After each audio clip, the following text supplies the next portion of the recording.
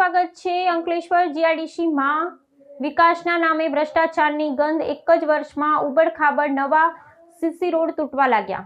Bharuch GIDC notified એરિયામાં સરકારી ગ્રાન્ટો આવતી હોય છે અને તેના થકી વિકાસના કામો પણ કરવામાં આવતા હોય છે, પરંતુ અંકલેશ્વર જીઆઈડીસીમાં આવા રોડ રસ્તા ગટર જેવા કામો કરવામાં આવતા આ વિકાસના કામો ઉપર જાણે અધિકારીઓની દેખરેખ વગર કામો કરવામાં આવતા હોય તેમ ઢંગ ધડા વગરના અંકલેશ્વર જીઆઈડીસીમાં સીસી રોડ નવા બનાવ્યા તે દરેક રોડ લેવલ વગર બનાવ્યા છે।